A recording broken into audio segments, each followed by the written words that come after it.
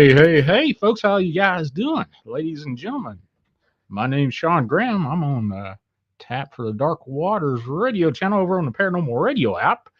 And I guess I'm live right now, hopefully. How's the audio, folks? Is it okay? Tonight? Yeah, there we go.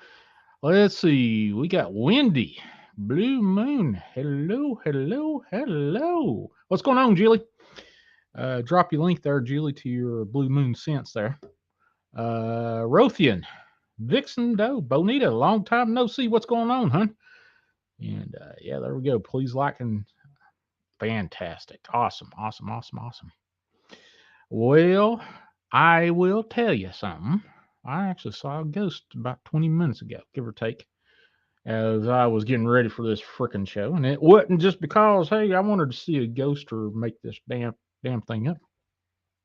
But wait a minute. Did I give you a wrench there? Hold on just a second. Let me get this thing going. Yeah, I did.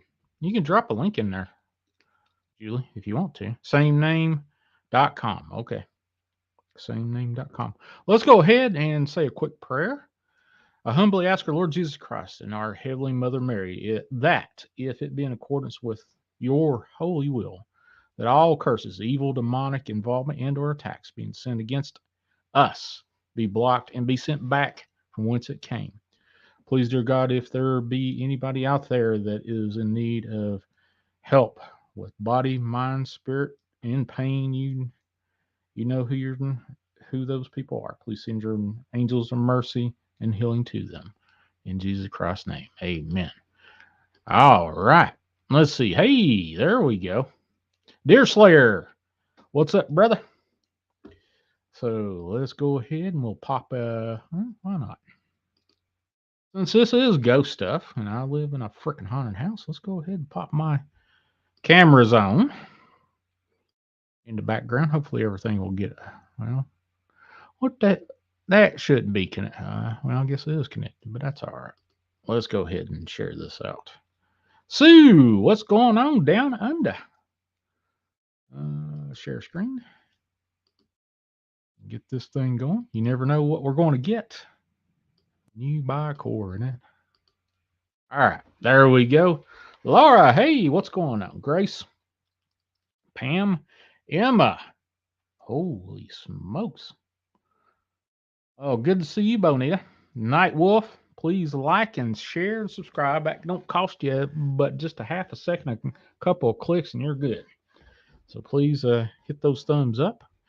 What we're looking at right now is actually my freaking house right here. I don't know why this is still connecting up here, but there you go.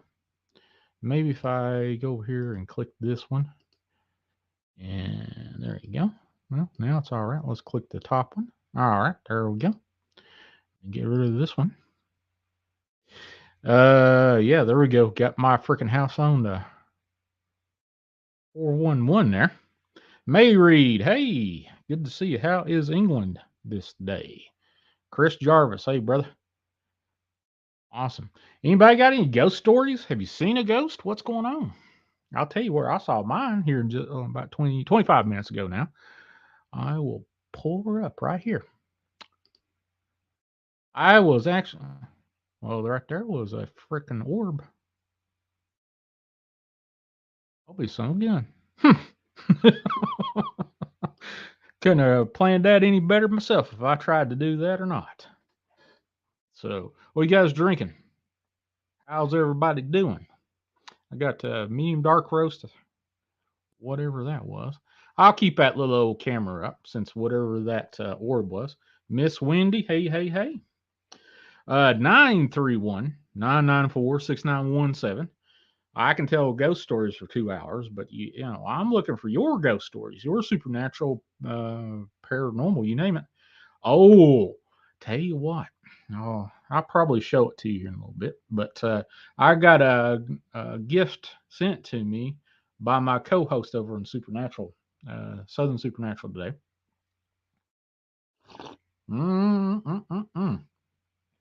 Damn, it's getting cold. I hate cold coffee. But anyway, there we go. I got where is it? I'll have to I got a big old box right here, and she's got a bunch of stuff from my friends. Oh, Danielle Diva, Borzan, and then Tina Bai sent me a bunch of stuff. Got some. Oh, geez, I got all kinds of crazy stuff in there. Your voice went static at the moment you pull the camera up. Oh, really? Is it still doing all right now?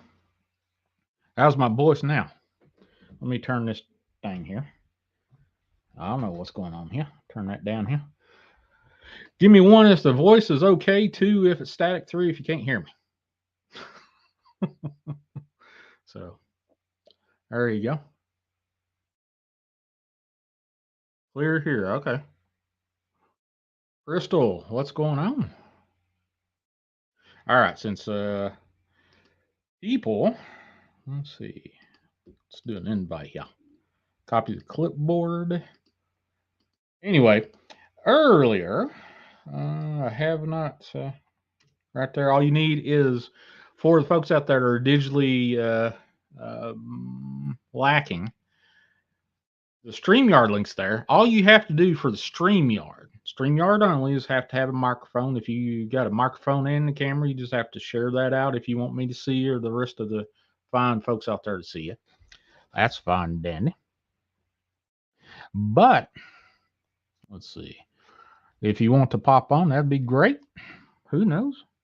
Tell a couple ghost stories.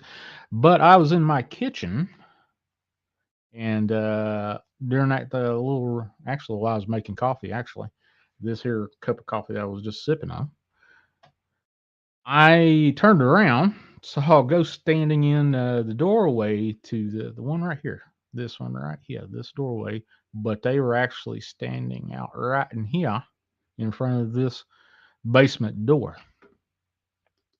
So there you go. Sandra, what's going on? So what did I do? I said, well, what the hell do you want?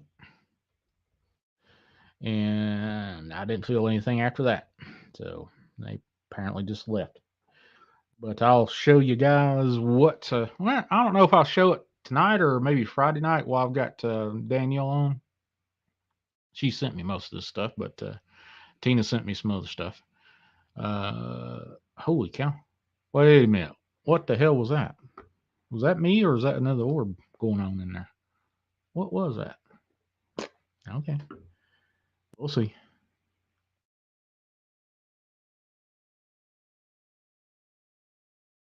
John, you should be nice. Hopefully I'm nice. I'm not nice to ghosts though, but I'm nice. Don Johnson, buddy, what's going on with you? So, nice ghost stories. Well, maybe that was a car that went by, but we'll see. Anyway, let's go ahead and get this thing right here. Turn her back down. Well, nope. All right. No. All right. First, let's see. Top three: front door, side view on my parking lot, and then my back door, and then I got another camera on the other side. Two cameras on the other side, actually. Three cameras. Two cameras. Upstairs, downstairs, basement, hallway, dining room. I got two in my living room, and then I got one upstairs. You never know what you're gonna get when you start looking up there. Boy, howdy. Blues and G, what's going on, brother? So let's see, what kind of ghost stories can we get into? For the folks that are over there on the Paranormal Radio app and the Dark Waters Radio channel, please, y'all just need to go over to iamdarkwaters.com. iamdarkwaters.com. I heard today that, well, I can't say a whole lot what DW told me earlier today, but pay attention to that old boy. All I can tell you, there's going to be some amazing stuff coming. I'm telling you. What he laid down today, I was like, you got to be kidding me, really? Holy shit. But there you go. Oh, yeah, baby. So, Can't say much other than that. He's got some awesome plans about ready to come down the pike. But there you go. All right. Ghost stories. You want to hear a house ghost story? Or this house ghost story, or another house I have lived in? Let's see. Hospital ghost story. What kind of ghost story you want to hear? There was one. Well, I'll tell one that just popped in my head, and it was at a hospital. Which one was it? Oh yeah, can't say the name, but I was last one I worked in. So if anybody knows which hospital I worked in last, then you probably know exactly what the hell I'm talking about. That old place is haunted is crazy. Real scary ghost story, Big Cole says. All right. Real scary ghost story. I don't know if that's scary or not. It's me seeing a ghost. And I think I might have said it a little bit the other day. I was doing CPR on somebody, and yeah, no, I won't do that one. No, I'll change that up. We'll tell another ghost story. Okay, my grandmother said this ghost story. We'll just throw all that stuff out the window. They used to live in an old place here where I live in let's see, Tom's Creek.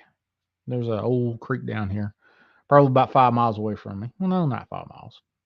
Place I'm going to talk about is about 5 miles away from here. Creek is probably a mile in one direction away from me over a hill. But my grandparents owned an old house, and that's when they first started setting up old housekeeping. And I actually had their first table that they ever bought. It was like a 100-some-year-old table. My aunt's got it now, been restored. But at that time, that was their first table that they started. Um, I agree that you have a lot. Feel protected because I'm constantly. Well, Wendy, I appreciate that. I sure do. I sure do. Today's ghost, I think what well, I was writing about some dark stuff, but I wasn't really. I don't know. Wrote two separate things today. Today is 83, day 83. I finished writing for today. I don't plan on writing anymore, but day 83 of me writing my near death experience. So I wrote about friendships today and darkness. So, but I do pray for every one of you. Are you kidding me? Hey, what's going on? Grace, what's up? Now back to the ghost story. Tom's Creek, picture it. probably 50 something, give or take. Probably about when my dad was born, give or take. Anyway, my grandparents lived in this old house, and it has been razed to the ground, been torn down. The only thing left of that place last time I was by there in Tom's Creek was a big ass tree and the remnants of a tree house my father uh, built up there. A couple of ghost stories that I'm aware of. First one, which I think I've told maybe both of these before, but it's been a while, so why not? For the new ones out there, please like and share and subscribe. And if you want to call in 931-994-6917, you can call or text that number, whichever one you want. Marquetta, what's going on? Okay, Tom's Creek, 1950 something. My grandparents started setting up housekeeping for the first time. Bought a big old table, which it's just a coincidence. I've mentioned table on. I used to have it out in my hallway, but it's been restored right now. Let's see. My grandparents said that actually this came from my granny, my mama said that one day they got in the fight. My papa and mama. Papa and mama is grandfather and grandmother. but that's my southern slang for that. Papa on Mama. Mama said she got pissed off at that old Papa for something. I don't even know what it was, but evidently it was big enough for him to be put out on the couch, and Granny was in the bed all by her lonesome. So one night, after all this fussing and caterwauling stuff went on with my grandparents, and my grandmother was in the bed by herself. She said about 2 o'clock, maybe three, give or take, which an hour. She feels well. She referred to him as George. My grandfather's name was George. Said George got to bed with me. And I said, well, okay, that don't make no. Never mind. And said, well, by that time she'd already whatever they were fighting over that he'd already left her, so to speak. So he snuggled up against her, and she said, I could feel him breathing on me. And I was like, well, all right. Said, everything's okay. Whatever it was they were fighting with was over and done with. And the next morning, she wakes up bright and early. She was one of those early risers. As soon as the sun was up, 6:30 in the morning, bam, she was up getting coffee and breakfast ready. Well, she walks into the kitchen. Well, no. She gets up and old Papa George, my grandfather, wasn't in bed. He's like, wow, okay, well, maybe he just got up to make coffee or whatever. She walks into the kitchen. Coffee was not even on. Hadn't even been turned on. Well, not turned on. Back then, they had to have these little percolators. Put it on the stove. Now, back then, 1950s, they had an old coal stove, a wood stove. Now, you got to do all that with a coffee ground, put it in the percolator. So she was waiting to say, well, maybe I'll get a little coffee then. Well, it didn't happen. And she started making breakfast, and old Papa finally woke up about midway for him getting a sniff of the breakfast being made. Walks into the kitchen, and Mama looks at him and said, George, where'd you go this morning? He said, where'd I go? Said, you climbed into bed about 3 o'clock in the morning. And then he got up and left. And I can hear my grandfather say this. Are you crazy, woman? I never got in bed last night. You and I were fighting like cats and dogs last night. And apparently her jaw dropped, which mine would too. Whatever crawled into bed with her was breathing down her neck, and it wasn't my grandfather. Now, that's being said, what the heck's that? Got an old text message. But anyway, that being said, that old house still had a whole lot of hints in it. Now, later on, a few years later, my parents, not my parents, my dad, my aunt and uncle, I think were born by this time. Same house, 2 stories, and they kept hearing somebody go up and down the stairs, which, hell, I see that all the damn time at my place. So, anyway, the next thing they say, going up and down the stairs. Actually, there's 3 stories. I ain't done yet. After this one, I got another one. My dad and my aunt. I don't think I heard my uncle tell me this story, but I heard it from 2 different sources. And I think my grandmother told me the story as well, but I heard them from my dad, my late dad, and my aunt. I'll have to ask my aunt to tell me that story again, just to make sure I got it right. But apparently I heard something run up and downstairs, not just creak, not just step, step, step, run right up, run right down. My grandmother wake her up, and it didn't happen every night. It happened often enough to where it bugged the hell out of them. Well, my grandmother said she got pissed off. She said, well, we're going to have to make sure that these stairs are sound. Said something's going on with this old staircase. So she said she ripped a couple of the foot rest off the steps off the top of the bottom of the. I think it was the bottom 3 or 4 steps off. And when she got to the third or fourth step, she found what she said an old dried bloody cloth.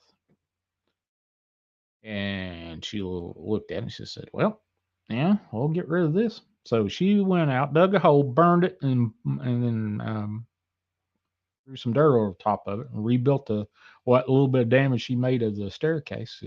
Nothing ever happened after that. Blues and G, what's going on? Same house, different part of the house. Actually, it was outside the house. My papa, God rest his soul, he had old, by the time I saw it, it's probably 100+ year old Winchester 22. That was Winchester. Yeah, it was a Winchester 22 bolt action, single shot bolt action. And I remember that was one of the first guns I ever laid my hands on. Let's see. Long story short, first shot I ever shot was off that 22, that bolt action, and I shot that damn thing. And I was probably about 5 years old. And actually, the weird thing was, 5 or 6 years old, it was out by an old Buster Brown. If you know, remember, is there a Buster Brown factory? Are they still making clothing? Well, anyway, my grandmother was making Buster Brown clothing or helping make Buster Brown clothing. And while we were waiting for Granny to come out after she would work, we were, taking these 22s and shooting them. Of course, my young years, first time I ever heard a 22 crack. 22 is just frickin'. Let's see what it says. Winchester lever action was my first gun as a tiny kid, Scotty said. Oh, this was 100+ year old bolt action 22. Wasn't lever action. Long rifle. LR.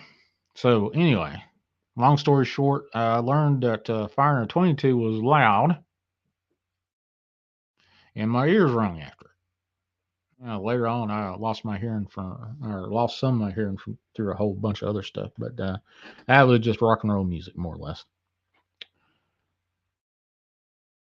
Not good when you don't know what's breathing down your neck. Yeah. Anyway, the gun comes into play with this one. My grandfather said Granny and Papa were out on the front porch, just admiring the sunset. And the next thing he knows, he hears this. He said, and I heard this from Granny too. They both said the same damn story. Said something was running down the road with high heels on and cackling. Yeah, it was cackling. And Papa got pissed off at it. Said, well, I'll fix that. Well, whoever that is, I'm going to fix it real quick. So he went and went. Hey, I made a new word up. Wince. He went. He went over to grab the 22, got him a couple of shells, and started firing at the road. And all that did, Papa said, all that did was make that cackling get louder and louder. Susan Compton said, Buster Brown. Let's see, what does that say? Buster Brown made shoes and clothes. My kids' hand-me-downs, Buster Brown outfits. They are still good headed to the fourth grade. Well, who knows? My grandmother may have helped make some of that stuff because I remember Buster Brown and her making all that kind of stuff. She'd come out and be chewing gum and popping gum as she's walking outside. You could hear her in the parking lot. But anyway, so whatever he was shooting at with that 22 is, of all nightmares. He said, if I can't throw lead at it and it don't react, I don't want anything to do with it. Well, this was having lead thrown at it, and all it did was cackle even louder. So there you go. God damn it. I hate freaking cold coffee. That just sucks. Buster Brown, you remember the old kids, huh? I remember the Buster Brown stuff. I don't know. I need to find out if Buster Brown's still there. Maybe they're defunct now. I don't know. So anyway, there you go. Looks like my road's pretty busy. So Susan said, yeah, there we go. Yeah, it was pretty good, well-built clothing, especially if you got my grandma. I'm sure my grandmother was an amazing seamstress. Actually, I got two quilts over there on my bed right now she made, and those are amazing. So anyway, let's see. That was the three. Laura, what? Oh, she likes cold coffee, iced coffee. You can keep all that iced coffee, Laura. I just don't. I'll drink the rest of this, but I don't know. Cold coffee sucks, is all I can tell you. I thought, well, I'll make it bright and hot by the time I get to on air, and here it is. Well, hell, I made it 50 minutes ago. So yeah, I guess it's about time for it to be old, but that's it. All right, so let's go ahead and we'll see. Let's pick a room here, and I'll tell a ghost story associated with that room. Hmm.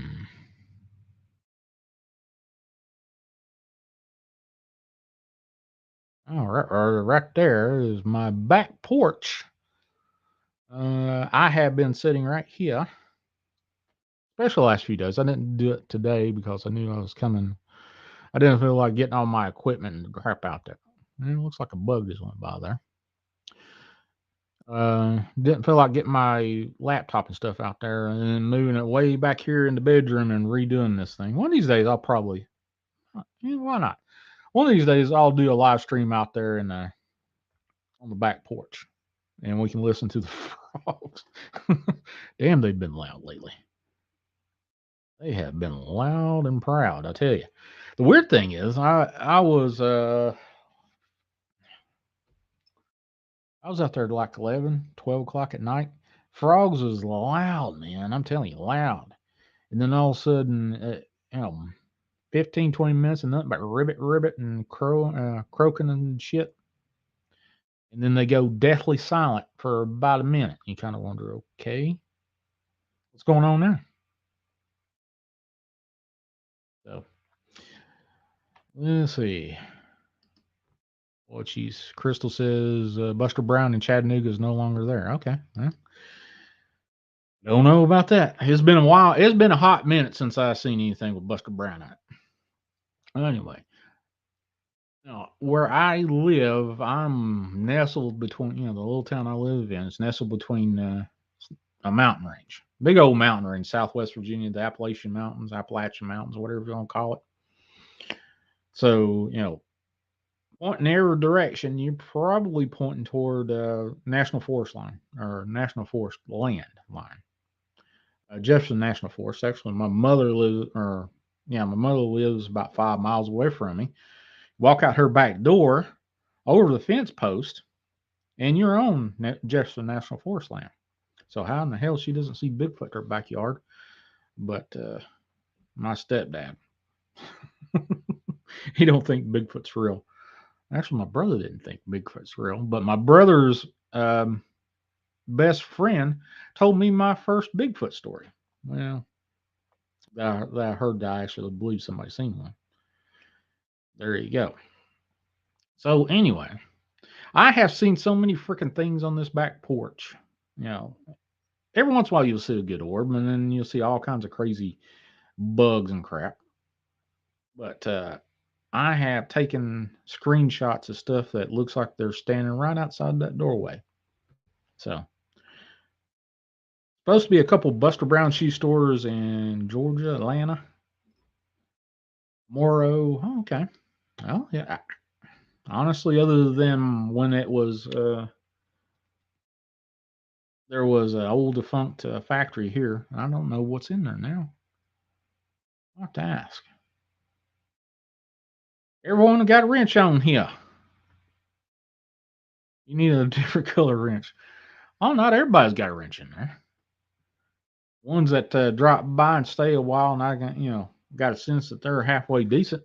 I usually give them a wrench, but there you go. So let's go back here and we'll pick a different room.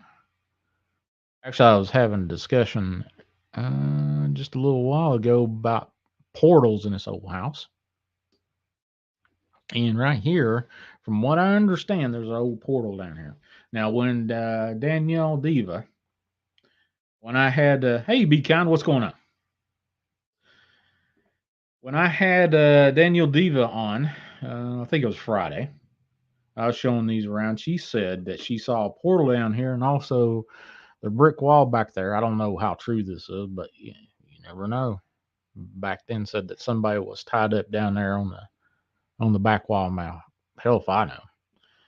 I know there was a young girl that was sequestered upstairs by their dad that used, built this old place. And I've seen the ghost up there a couple of times actually. Crazy. So, but I have heard there's an old coal chute. This used to be a coal warmed house. It's an old coal chute behind that big column right there, that brick column that you can't see. And there has been times, actually, in the last month, I've heard it. Actually, I've turned on the camera down there just to see what's going on. Hold on just a second. Let's see if we can hear anything down there. Turn that on and then go over here and see if this has got anything going on over here. Yep. So if any noises pop up, you'll be able to hear it. I got the camera audio feeding through the show, so you should be able to hear it if something happens.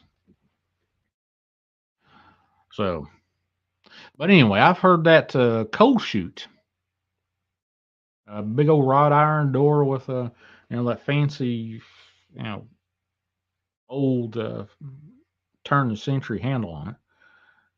You can hear it go, boom. So anybody wants to come visit me, I got a haunted house. I'll let you go downstairs and spend the night. I'll give $5. Just can't leave though. So there you go. I don't want you upstairs. Just stay downstairs in that old basement. Actually, I've had a bunch of people that will get to. Let me just say, the basement itself. The entrance doorway is right here. That door right there is. Well, there goes the old car. Is the entrance to the basement downstairs. And there was one. I've had a few people that come in, friends, family, and junk like that. They get to where I'll open up the door and say, "Hey, you want to go down there?" Nope, no way, no how. Let's see if they hear anything. You can probably hear me echoing because I'm right about here in the back. That's oh shit. Well, maybe I don't know. I don't know why that decided it wanted to crap out. Crazy as it is. Technical difficulties, folks. Oh, now it's back. Now that I'm sitting there. I have seen orbs in here. I have seen most of the time. Well, no, I can't see that. Can't say that there's one concentration of ghosts that I've seen in one spot, but I see a ton. Okay, I got a caller. Hold on just a second. All right, unscreened caller. You're live on the air. What's your name? Yeah. What you from? Hey, how you doing? Hey, doing all right. What's your name? Where you from? My name's Frank from Toronto. Hey, Frank. What's going on, brother? You talking about going in the basement a little while ago. It reminded me of a story. All right. Some friends and my friend Justin and Fab, Silvio, a few others, Michael. We all went to this cabin. We all went to this cabin in the woods, and there's this weird presence. Like we kind of felt it, but didn't know what it was. Kind of. Anyways, it was like kind of cold. Probably in the wintertime, fairly probably in December, so it was kind of cold. But anyways, we went down to the basement. Went down to the basement and we saw this book. Okay. in the book. It was called the book of Book of what? the, sorry, it's called the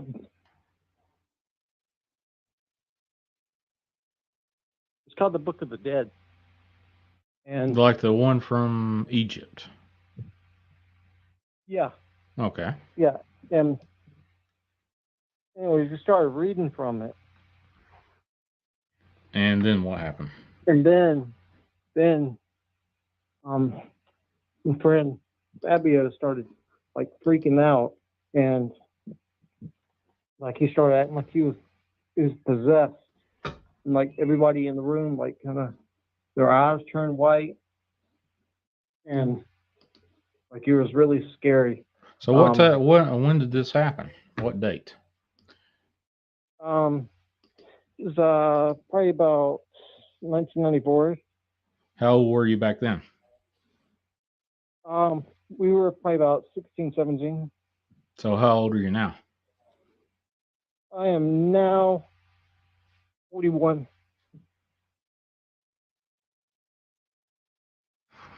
All right. I appreciate you calling in, brother. You have a good one. All right. All right. So you can't do math on the fly. So there you go.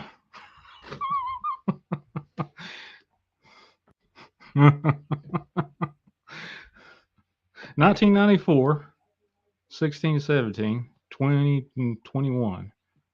Yeah, no. Anyway. So there you go. Oh, you can hear me in the background. That's kind of cool. Hot Pocket, maybe. I don't know. Could be. He was laughing through it a little bit, but that's all right. Well, hey, if you can't do it, that's all right. Hot Pockets are welcome to call and just make sure that you can tell a story that sounds halfway decent before you start cracking a joke about it. So, anyway, that's fun. Fun, fun, fun, fun, fun. Modak, Fortean Research. Hey, what's going on? That's a creepy looking icon you got there, Mondak. Mondak? Mondak. Mondak? Mondak. Okay, there you go. So, holy cow. Anyway, so if you got a, let me turn that damn thing off right here. I can't hear my own. That drives me nuts. I can't do it. Can't listen to my own echo, my voice there. But you can see that that's live. It's probably about 5 second delay on my end. But there you go. Turn this back around. And actually, Dark Waters called me last week, and he said, "Shawn, I love doing live cameras from your house. Casual conversation with GNA. Hey, I had a fantastic time being on your show. That was wonderful. I don't know how rambly I was, but it was a good one. It was a good show. I liked being on the show. Drop your link in the chat there if you don't mind. So let's see. Now, I just lost my train of freaking Smurfy. Smurfy? Well, I think we might be getting some hot pockets in there. Wrenches if you don't. Yeah, zero tolerance on anybody that's going to disrupt my chat. I don't put them in no 300 second or whatever. Just ban them from the chat. That's about all I can do. I just get that kind of crazy stuff going on. Well, oh, Greg, I did not give you a wrench, buddy. I apologize. I thought you had a wrench there, man. There you go. You now have a wrench. I apologize. I think I add you a wrench. Let's see. Do I have you as a wrench? Add as a moderator. Connor is now a moderator. All right, buddy. Greg, you got it. Apologize. I overlooked that one. Smurfy. I like Smurfs. Good Lord. That's an old one. Smurfy. All right. 931-994-6917. Please don't be a hot pocket, but if you want to, at least give me something I can play with besides screwing you up on math. Thanks. Can I get a different color? I don't know if you can get a different color there. And I have no clue why. Well, why the hell the. Well, I did see a ghost out there earlier today, and there was a freaking orb right here. It keeps going online and offline. And quite literally, it shouldn't be. Azrael the cat, the best. Yeah, yeah, it was kind of cool. Kind of cool, kind of cool. So anyway, everybody that not everybody, family members will go down there. My sister, she don't like going down there, but she'll go down there. Last time I was down there was about 2 weeks ago, 3 weeks ago. I had to actually I had to re redo my camera down there for whatever reason. These cameras like to get updates and go haywire for a minute, but I got them all fixed up and raring to go. So anyway, anybody gonna call in? Let's see. Let's go ahead and drop that link in here. Scotty, guess a bunch of food processing plants have been destroyed. Just be careful with you can't say Scotty. The one thing that I did get a bunch of emails about, you gotta watch out where you just can't say it out loud. The conflicts and stuff in the United States. It's all fun and games and stuff like that, but you keep doing that. Yeah, Greg got knock him out. I'm absolutely sure, 100% that he'll knock him out. Hot pockets beware. Greg is on there. That's all right, brother. Scotty, don't worry about it. I have seen a bunch of stuff that actually I got a warning from DW said if they say anything about the war conflict and stuff, just knock them out of chat. So yeah, don't be sorry. I just said it before you started getting out of hand with naming countries and stuff. So yeah, there you go. I actually got an email directly from YouTube saying, hey, they won't. I guess they won't monetize you or something if you say a particular country that has been in the news for a long time, several months. Yeah. I don't see a reason why they have to do that, but I don't know. It is what it is. Ugh, that's it. I'm done. I am done with that. I need to set. I need to bring my Keurig in here. I've got two Keurigs. I probably need to set one up in here. Heavy censored. What we can say. Yeah, that's the way it is. They don't want you to speak truth, even though my show is chasing the truth. They don't want you to speak it. That's for sure. Anything and everything. Cinco de Mayo's tomorrow, and today is May the 4th. Be with you. Today's Star Wars Day, and I hate what they've done with Star Wars. Holy crap. Oh my God, Star Wars and Star Trek. I have, what the hell's going on in my dining room? Did I see something just walk by or move past my dining room door? Or is that just pixel? I don't know. If you see anything, just give a shout out. And if you're watching this after the fact, I just thought I saw some movement back there. Hmm. Well, live and Trina, hey, what's up? My friend from West Virginia. Jar Jar was on my screen. Donnie Cho. Well, Donnie, what's your favorite game that you've been playing lately, buddy? Basements are scary. Well, the one I've got, apparently, from what I understand from a few people, that it's got a portal down there, which I can't argue one way or other, but I've seen a whole bunch of junk back down there. Uh, let's see. Hold on just a second. Let's see if I've got some down here. Orbs. Hello. I'll try to. There we go. Let's see if I can find it. Is this it? Oh no, no, that ain't it. Let's see. I showed somebody something somewhere. Orbs. Orb. I'm trying to find. I've got about 2 gigs worth of junk. Let's see. Was that? Nope, that's not it. I should have preloaded this before I got on the show. Holy cow. Well, anyway, there was I've got several wild looking orbs, and I have seen some crazy stuff on these cameras. And I know exactly what a freaking uh, fly, moth, miller, whatever you want to call it. Here in the South, we call it a miller, moth, whatever.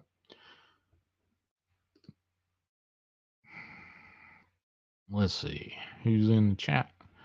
Top Balla, YT Gaming. Hey, what's going on? I don't know why you dropped by here. Maybe you like to listen to old ghost stories, but there you go. Appreciate it. Like, share, and subscribe to this thing out. Hit those thumbs up, that kind of stuff. But let's see. Let's go up here to the upstairs. Now, upstairs, my aunt was actually in the room to the left, so she kind of got in there, moved some stuff around, took an old century-old cupboard out there. So I haven't been up there to move that crap around yet to get it pretty well situated. But she got up there and moved old Tommy cupboard up there. She's restoring a whole bunch of stuff, I think. She got like 2 pieces out of this house. But up here, I have seen 2 or 3 ghosts up here. 2 of them, I think, are the same one. And there was one. Wait a minute. I have seen something right here, standing on the far side of the banister. And then there was one of looked like a female arm holding on to the banister. I've got a screenshot of that somewhere. But you never know.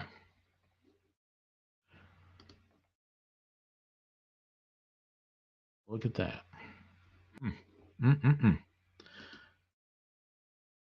Let's see. What else we got here? Well, you can see where I was earlier today.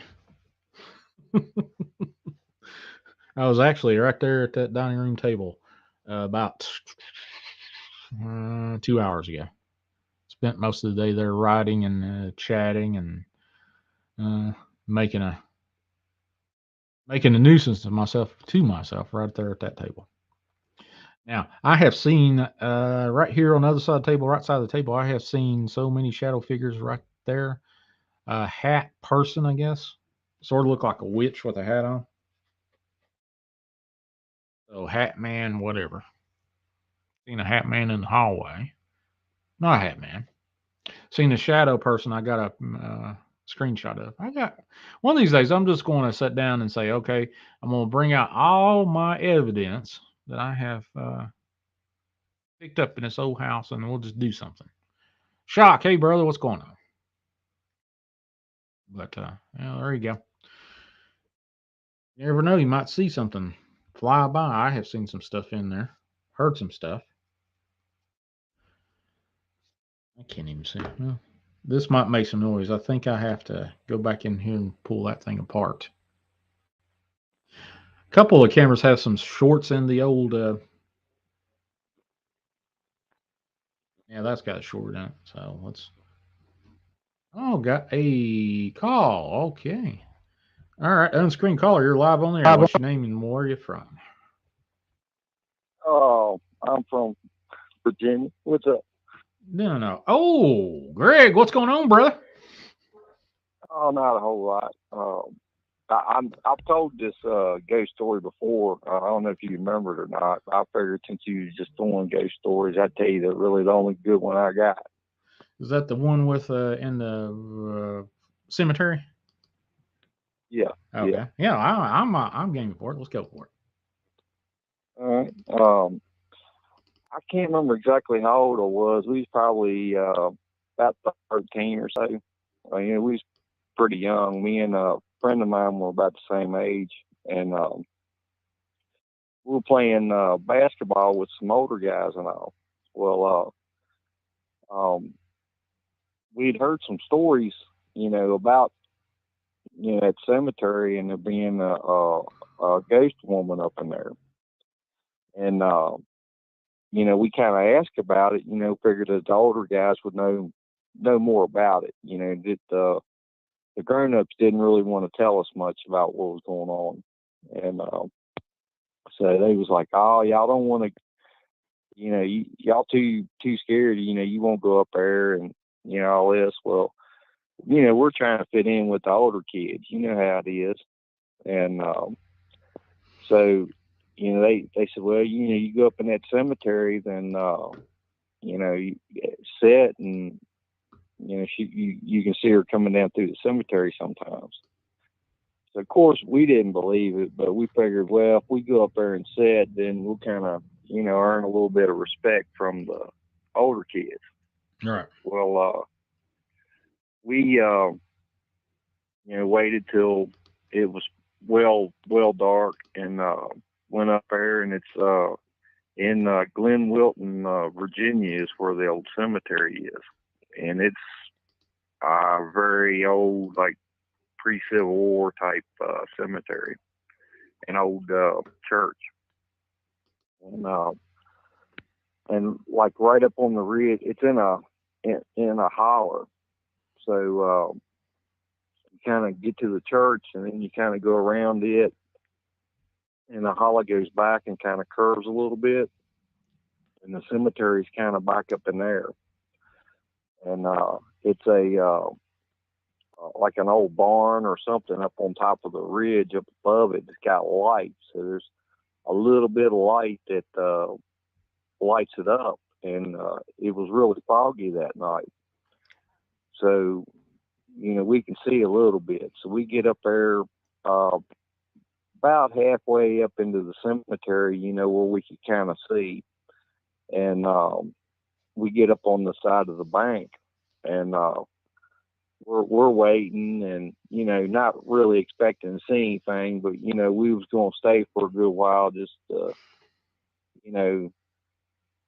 say, hey, we went up there, and they knew we was going up there, and so we're sitting there, and all of a sudden the fog kind of starts rolling in, and coming down through the hollow like real thick, and as it is easing down through, it started like churning on both sides, like in the middle and parting. And this woman was in a white dress and was floating up above above the tombstones.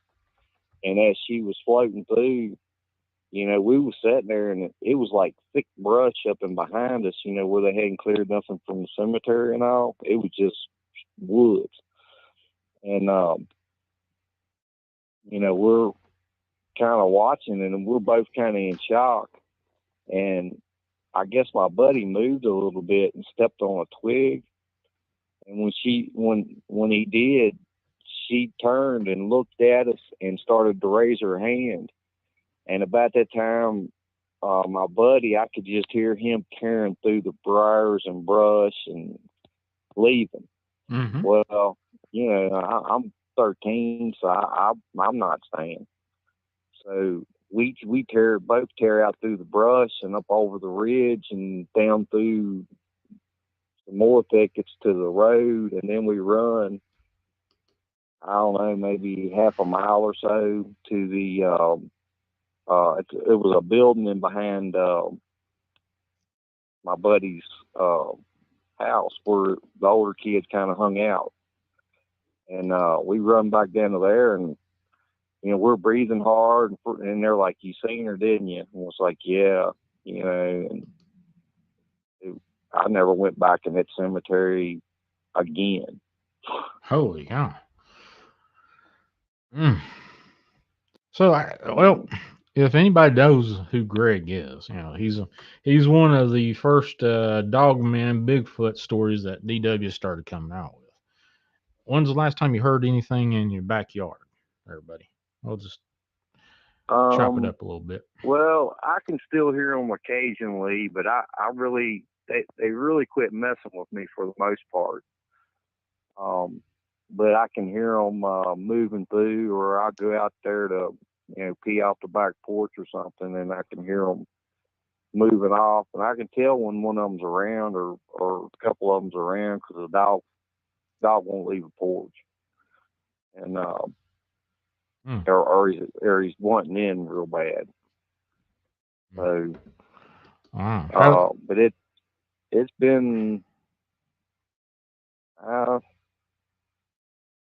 a good while since I've really had any of them interacting, because they was throwing sticks at the house and messing with my antenna, and I hear them running by and smacking the vehicles, and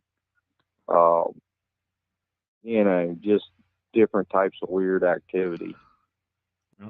Laura wants to know, have you ever seen one? I know seen something looks like a dog, man. It's sort of like a fox. You want to tell one of those stories or whatever? I'm not sure if it was a young one or what, but what I seen was, I'd say 5.5 foot or so tall, and it had the features and all more of a fox than really. I know they say German Shepherd or something like that, but I guess if you look at puppies, a lot of times it's hard to really tell what kind of puppy it is until they get bigger. You know what I mean? So I don't know if when they're younger they have a different look, but what I seen wasn't ferocious looking. It looked more curious than anything. It had yellow eyes, the like a fox type face. The nose is a little bit longer, or the snout, and the ears seem to be a little bit bigger than what would be on a fox of that size. And it had like a like a Siamese cat. Right. How you could say it's white, but it really ain't white. It's kind of like an off-white, and kind of starts to fade into some black and stuff. Is how the coloration was on it, and it appeared to be pretty soft looking, as far as the fur. And I know a lot of times they're saying these things are pretty matted looking and rough, but these wouldn't. And I've seen it a couple different times. So the first time I saw it, I got a really good look at it, and I had the flashlight right on it out of my bedroom window, standing next to my van in the driveway. Or it come. I seen the eyes first when I had the light on it, and it came out around a tree, and my van was parked at an angle, and it kind of got behind the corner of my van where it kind of peeked out a little bit, and then stood up, and it was looking right at me. And it was another one that appeared to be larger, or at least the eyes appeared to be larger, that was back further in the brush. But like I say, I never got a look at it. I had a gun right there. I mean, I could have shot it, but like I say, I was in shock. It was like that. I've seen about everything there is to see in the woods, and when it stood up, it was like, oh hell. And I stood there and looked at it for a little bit, and then realized I didn't even know what I was dealing with. And I turned the flashlight off and got my pistol and laid it right next to the bed and locked the doors and turned the lights off. And just decided at that point, whatever they are, as long as they ain't trying to get in the house or I ain't having any direct on them, then I ain't really messing with them. Right. Wow. Didn't you say, if I remember correctly, Didn't you say you had like a Bigfoot on one side of the road and then the dog man was on the other side, your side? If I remember. Well, the I've seen them. I think that's what started the initial them coming around to my side. Is I went over there hunting where nobody hunts. I mean, the guy that owns the land, he's retired. He's probably close to 70 years old, and he said that him or you there? Mm-hmm. Okay. I'm Said here. him and his family hadn't been in the woods since they were kids. So they just didn't. They quit, and they were loggers. That's what they done. The family done was loggers, and they quit going in the woods when he was a kid. So, I mean, their own property. They own like 68 acres, and they cleared out a big, huge spot around, and they got big lights all the way around their houses and stuff. But they don't go in the woods at all. So it's kind of strange. Yeah. But that was my first contact. I seen one. Well, actually, it was a deer running up through the woods, or up a deep holler. I was doing some scouting, and I was up on the side of a pretty steep ridge, kind of making my way up to the road to walk back to my truck. And the deer come running through, and it was at a full run. And then I could hear something behind it, so I was figuring it was a bigger buck, because this was an old scrub looking 4-pointer, and I figured it was a bigger buck, chasing it. So I was waiting on it, and the hollow was so steep that you get a glimpse all the way down in. Because I wasn't in a spot where you could really that was a good spot to hunt, because it was so steep. I was just making my way up to another area, and I could see glimpses of black, so I thought it was a big black bear.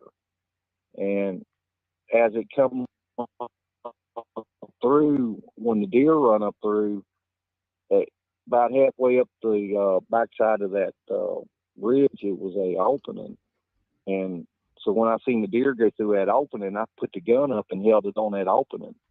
And I knew that I'd have, a kind of a limited shot and or time to shoot.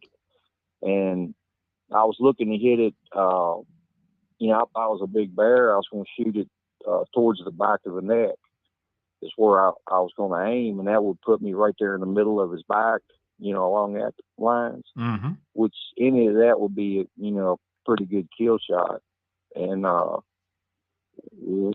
when I got it in the scope, I had it at the bottom of that little clearing, and I started moving with it. And the first thing I noticed, it was like a big hump, or it should be like a flat looking back on a bear. They're pretty rounded off, a big black bear. And but this had a hump in between its shoulders, and the fur was longer, and it was like it was clear on the ends, like translucent for, I'd say, an inch or two, and it made it kind of glitter, or not glitter, but I don't know. It messed with your eyes a little bit looking at it, because you had like clear fur over the black. Mm-hmm. And I think that's why people are saying, or seem to think that they're like can disappear, or they blend in so good and all. I think that clear fur and as dark as the rest of the fur is just kind of makes it like an optical illusion a little bit. And then they're so fast that they can move way quicker than you would think something can move. So your mind just can't really grasp how fast it's moving. But I didn't know what it was, and I always, if I ain't got a good shot, or if I ain't sure what I'm shooting, I was just growed up. You just never took the shot if you had any doubt. And at that second, I had a doubt of what it was, and I didn't shoot. And then it passed that little clearing before I could drop the gun and really look at it. You know, I only got a glimpse of it with the that wasn't through the scope. Mm-hmm. And the way it was moving was, I'd say, more cat-like. You know, fluid motion. If you ever watch a bear, they're just like a big groundhog runs or something. You know, they're like, you know, that kind of big, hard type movement. But this was really smooth and fluent. And a bear, if you really watch a bear, they're not really smooth and fluent, you know. And I could hear, after it got up towards the top of the ridge, I could hear the deer scream when it caught it. It definitely caught it.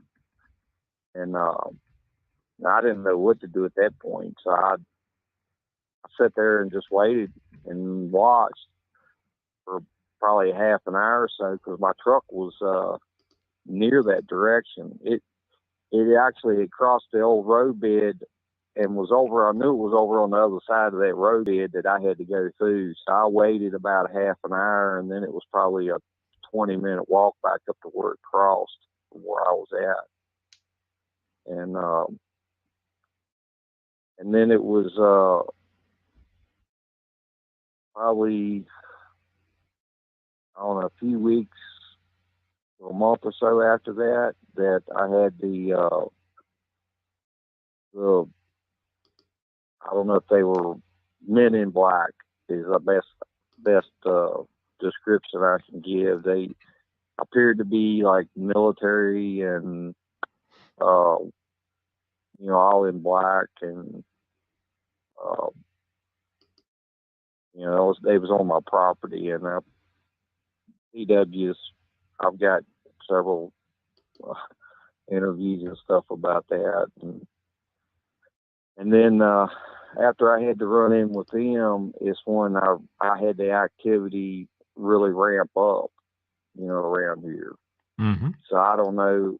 I'm assuming that maybe they had killed one of the parents, and these were younger ones. Is kind of what I'm thinking after looking back on things. And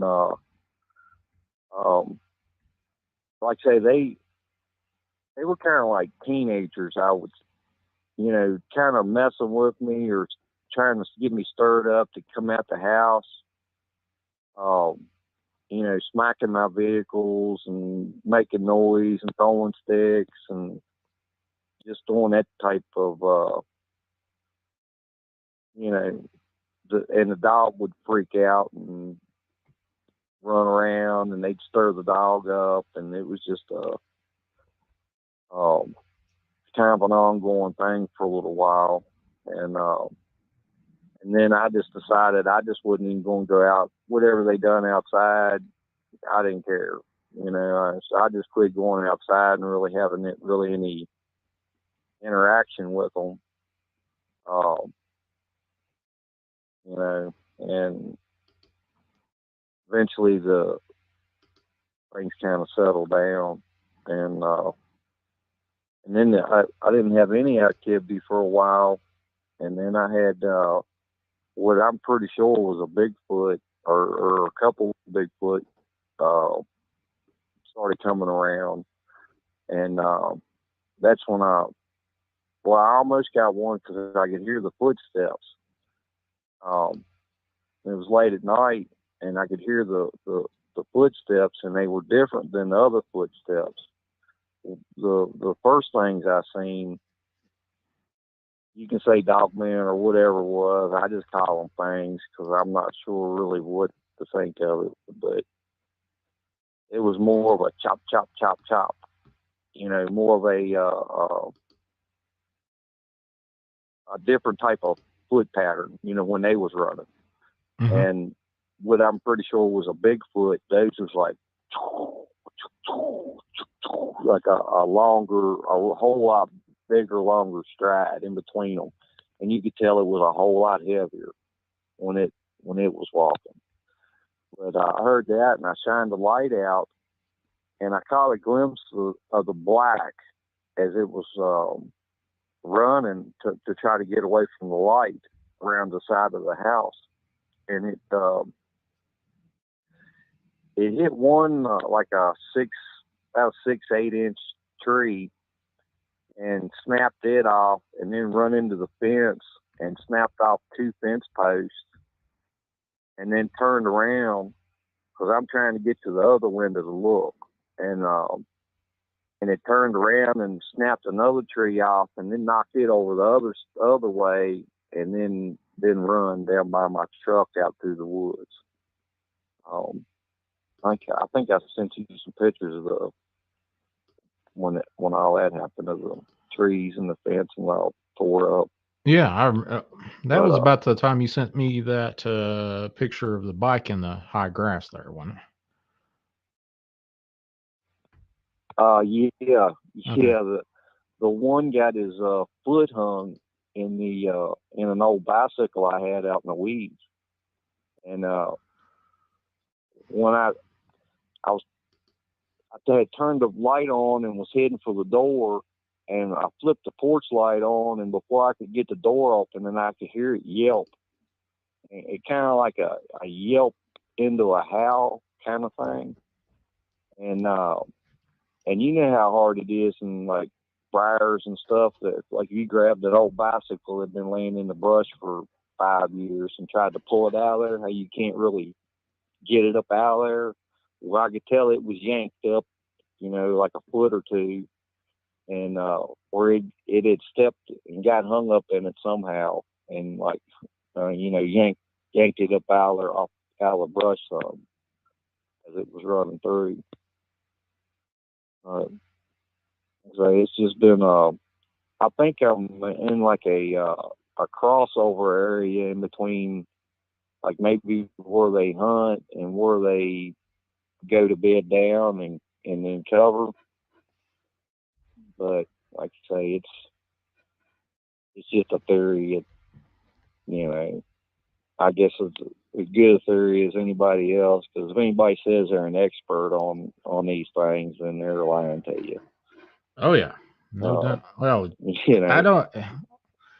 Well, they're, you got a couple their people best that information, and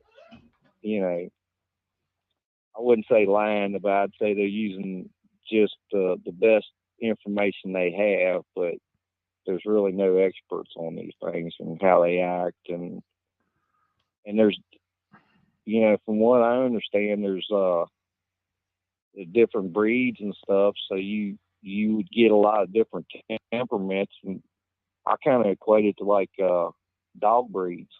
They all look similar, but a beagle don't act the same as a German Shepherd, as far as their temperament and how they act in general.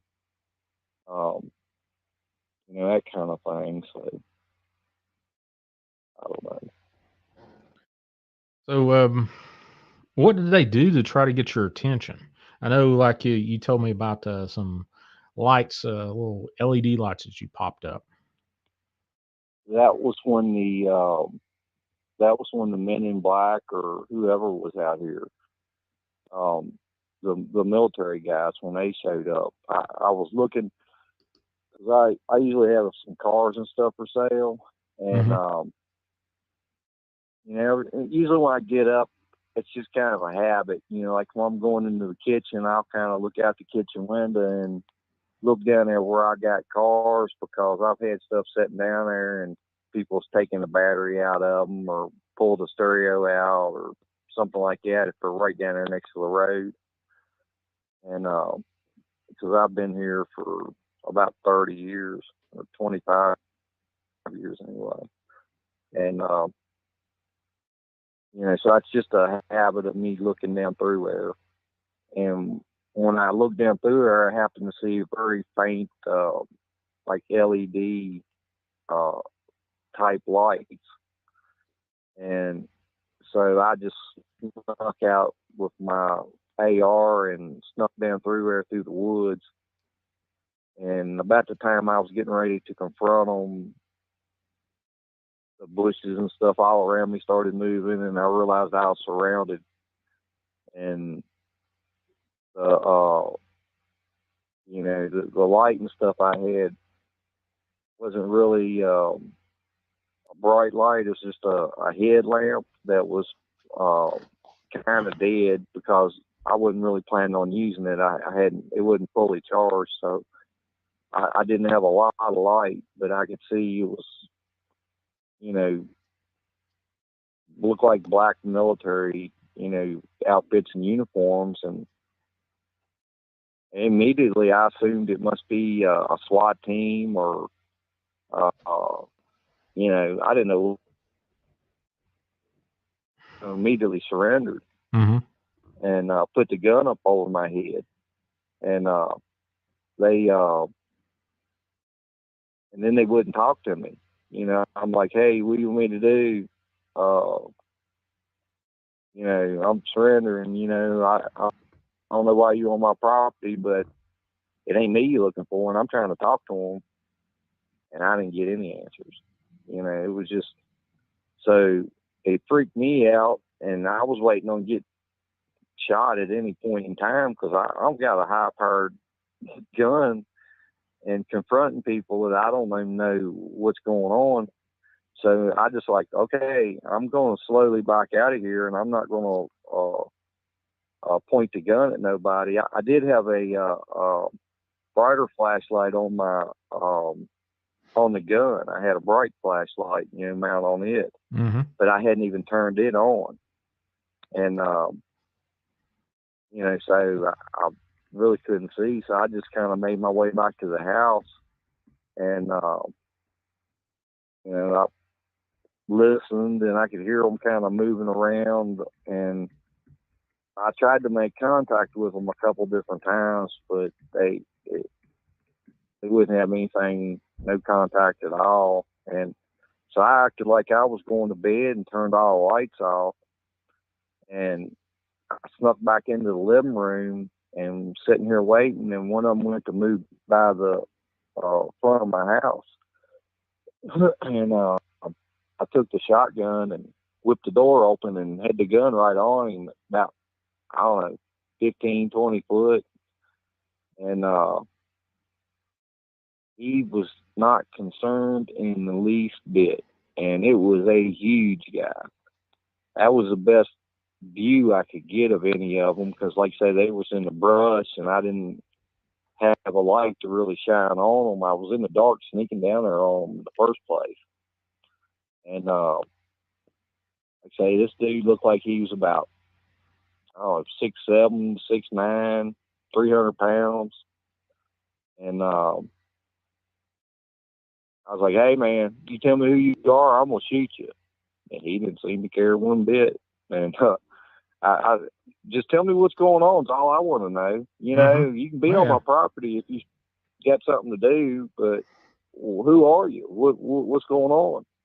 He just kind of turned his head back my way a little bit and then turned back and walked right off. And I'm like, I'm going to shoot you. And he didn't care. And he just walked off.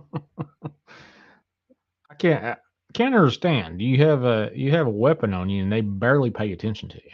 That's they in the least bit. And I mean, I got an AR shotgun, a Sega with a 20 round drum on it. It's a pretty serious shotgun.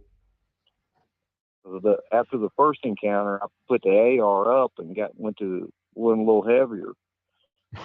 And good God, man! So whoever these fellows were, they weren't for you. They didn't come for you. They were more interested in something else. Yeah, it was definitely wanting something else.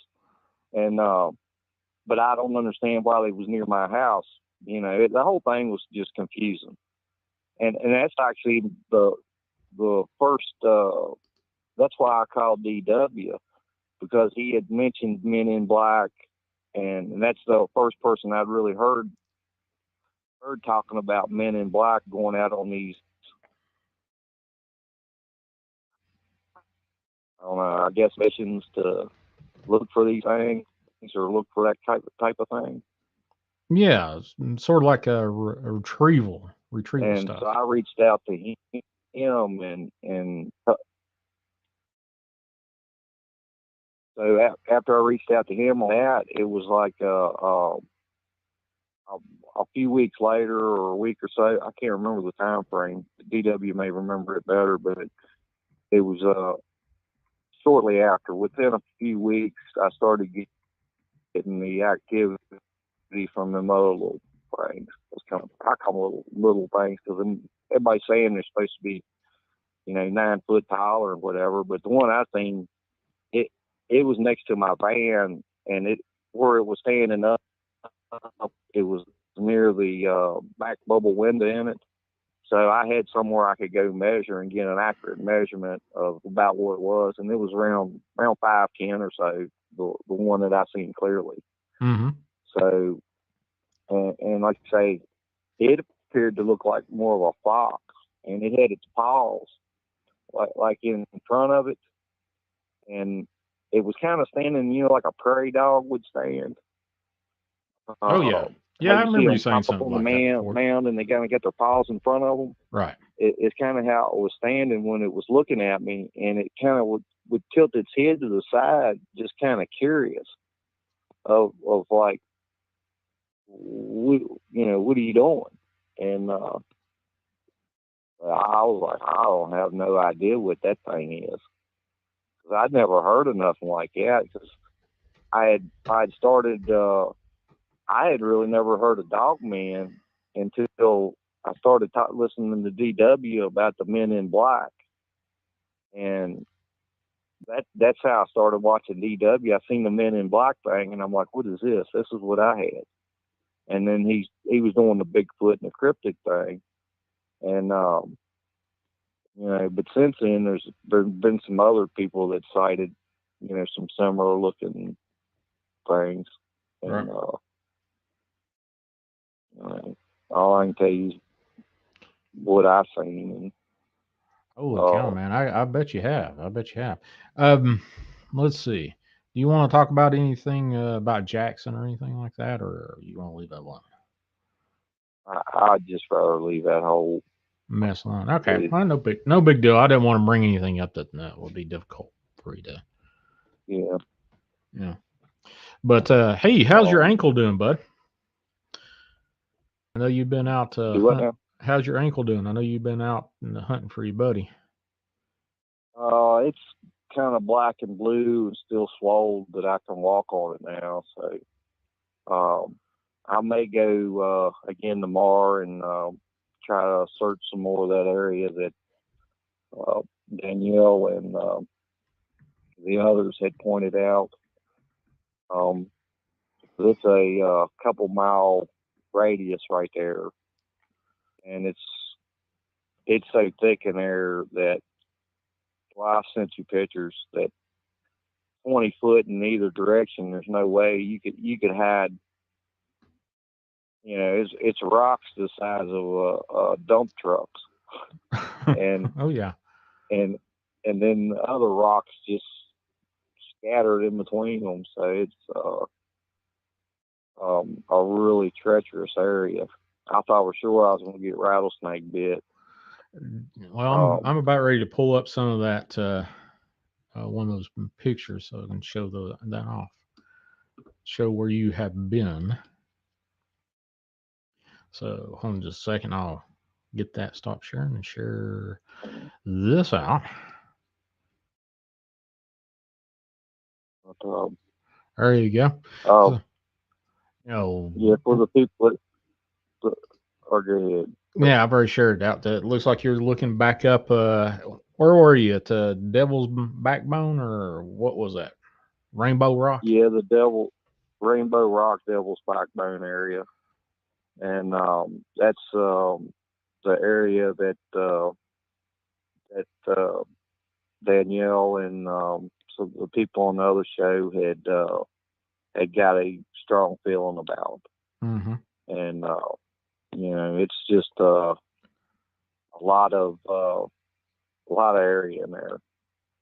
And it's a friend of mine, Donnie Kelly, that he's been missing for a month now, or a little over a month, and they're it's looking like it was a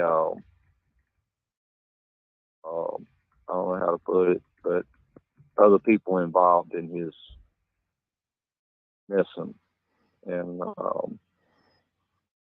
it's not believed to be anything natural that happened to him.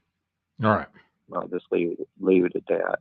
Well, there's a whole lot. I There's don't a whole know. lot of interesting circumstances behind that. But you never know. Yes, and so the main thing is trying to find him for his family and his sister and his loved ones. But the other part of that is once he's found and it's they can determine a cause of his passing, then they can the police have more reign to do more. Like right now, they can't really track his phone or do anything else because of some privacy acts, or Oh yeah. I'm not sure what all involved. But if he was found, and then they would be freer to go through his locations on his phone and really question people more. I mean, they've already questioned people in his disappearance, and they're looking for him at this point. But that really puts more pressure when you find him. Right. And, well, hopefully we'll figure out something and get some closure for that family. For sure, buddy. yeah, that's the main thing I'm looking to do. Like I say, old Donnie had his flaws, but Donnie was a good guy, and didn't deserve the ending that we're believing happened. Right. Well, buddy, all I can tell you is I'll be helping you out as much as I can. Now, And I sure appreciate all the help and all the I guess team you've assembled, and like I say, if nothing else, before we didn't have any. It was about a 4-county area that was basically the search area, right? And at least now we've got just an area to look at. It's just not randomly, drive an hour and look here in the woods for a little bit, or half an hour this way and look around in the woods a little bit. You know what I mean? Mm-hmm. We've so, and like I say, it's been initially searched. I searched several miles up one side of the riverbank, and then several miles up the other side of the riverbank, and it's pretty rough terrain in there, but I was pretty thorough. I took a few spills. If you can say those, if you're showing those rocks and some of the stuff I went through, and they can see that it wasn't easy, and the rocks were so large that it's still possible that it could have been in between them, or just not quite in the area that I was looking. Right. Well, you're just one man, and that was a hell of a large area to go look through. Could they be a body stashed back there? What was it that you told me that you found some old Model T Fords way back in one of those hollers up through there? Not in this area. Oh, okay. Yeah, it's another area I know of. It's probably got about 100 Model Ts up in there, and there really ain't nobody that knows about them. I'm not even sure who owns the land, but the road has 6 or 8 inch trees, that's growed up. It'd take a dozer and a crew to even get to them, much less get them out of there. Right. And, there's one reason they're still there. But you can't even see them on satellite or, I tried looking to see if I could, look through and see what all's up there.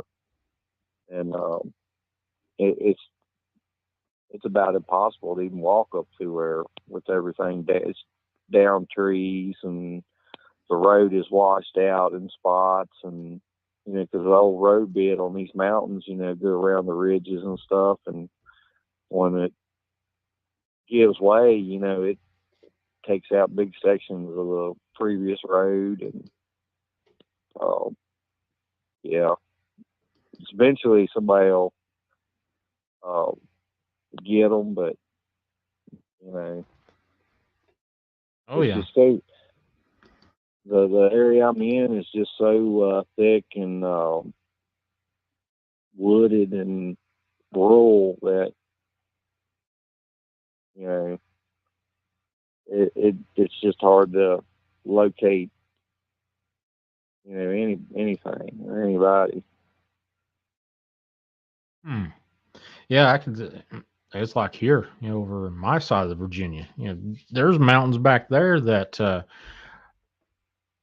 hell, like over in Lee County, Virginia. I had a couple of friends that were part of the Virginia State Troopers, and there wasn't nothing that they could do about like a Cessna come in and drop off whatever care package off in the middle of the woods.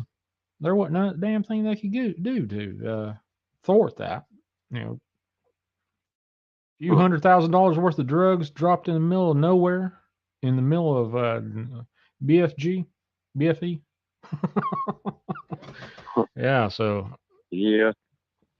Oh my God, that's a big old wide place, and what was that?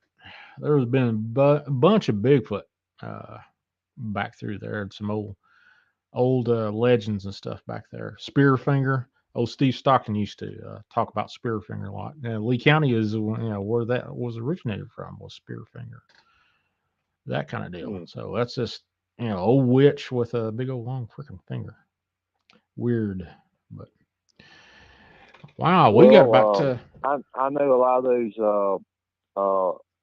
old names and stuff like Booger Valley and Booger Branch and Devil's Hollow and Devil stuff had a lot of stuff to do with the early settlers. Oh yeah. When they'd run into to some of the Bigfoots and stuff in the areas when they was around, they would just give them, because they didn't know what apes was back then. They didn't even know apes existed.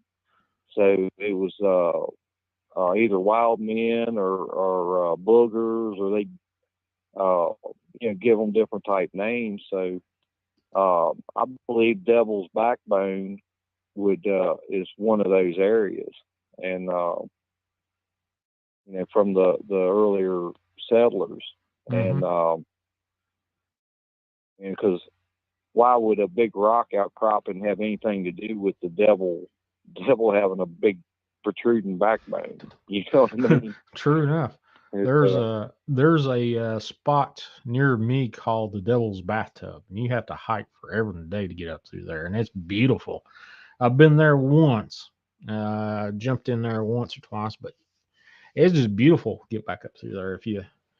If you guys just look up Devil's Bathtub, it is absolutely gorgeous. But I didn't want to get back up there. It took forever to get back up and through there.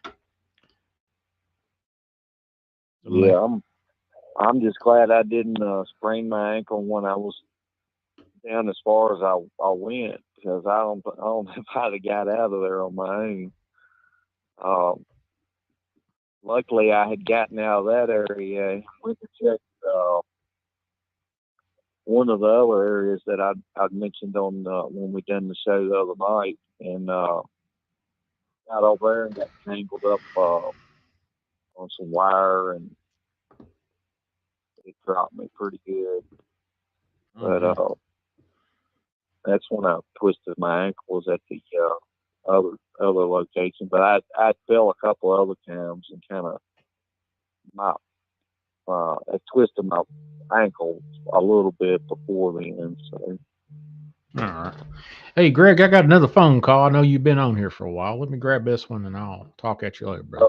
Okay? Okay, bro. All right. See ya. Bye. Okay, unscreened caller, you're live on there. What's your name and what you from? Where you from? I'm from Royalton, Minnesota. Hey, what's your name then? Brian, Brian. All right. Hey, I got a question. All right. I had a dark night of the soul. You got a what? I had a dark night of my soul. You got a dark night in your soul. Oh, Well, okay. see, I was like really getting my family mad at me. And I was really drinking a lot. Okay. And I prayed to God from my toes, from my heart, and I haven't prayed like that in my life. And I was going through detox or whatever, like 3 days of night sweats. I think it was the first or second night I prayed, and I seen like 7 to 10 shoulders up to the head, things coming out of me in my vision. They looked like they were moving around on little video screens. And they went up, and I even closed my eyes, and I still could see the things. Then after that, I felt like something in my body. So I'm wondering if my prayer was answered, and whatever was hanging out in me left. And I'm just curious what the heck that was. What did you feel it was? I was just laying and looking at the ceiling in my bed after I prayed, and then all of a sudden there was like 7 to 10 different shoulders from shoulders and head, and they were like moving around too. They were like moving. They weren't just pictures of stuff coming out of me, but they looked like people, like middle-aged people coming out, and then a couple of them didn't look quite human, but they looked human, but their faces were kind of scary. I don't know, maybe they wanted to scare me a bit as they left. So these were souls of people, or are we talking like imps, demons, what? I think it was whatever was liking my drinking was hanging on me, Oh, parasites. Okay. I don't know. After I quit drinking, I don't know. I decided to quit, and I was going through the detox. I was detoxing myself, not drinking, just sweating in bed for 3 days. I think they'd either get kicked out by a good entity, hopefully the Holy Spirit or God, Jesus or something. All right. And they left on their own volition or whatever, or since they quit drinking, they left. I think they were kicked out, to be honest. Well, I can honestly, if there is such a thing. Well, I have no doubt about it. Actually, I was a bad alcoholic at one time, and I remember going through that detox, and it was just, I had a necrotizing fasciitis at the time. That's how I lost my left leg. And I saw all kinds of crazy stuff about that time. So, yeah. Wow. I couldn't believe it. Even with my eyes closed, I still seen it. Does that mean I'm looking through my pineal gland then? Or how did I still see it? It didn't change. Open eyes, closed eyes. Looking at the ceiling. The part of going through detox, those delirium tremors, you have visual and audio hallucinations. So it could be. It's just, I honestly, I think being, if you're hooked on whatever, alcohol, drugs, you name whatever it is you're hooked on, it opens you up to be able to be plagued by these creatures, these entities. So I have no doubt that you've seen anything at all. So now, hopefully you got rid of it. Sounds like you got rid of it. When was the last time you seen anything like that? Never. That's what I mean. It's the first time. But I prayed though first. It's right after I prayed, these things left. 7 to 10, they kept going up. And I kept having to lean my head back because I wanted to see more of them, but they kept going away straight up from my chest to my head. So I kept leaning back on each picture. And they were moving around in these little pictures. They weren't just pictures. They were like moving and like making facial expressions a little bit, you know, and moving their head a bit. It's like weird. Yeah, they're showing me that they were leaving or what? Could be. I don't know. I haven't drank since. It's been, I don't know, 3 weeks. Oh, so this was just recently. Oh my God, yeah. Holy cow.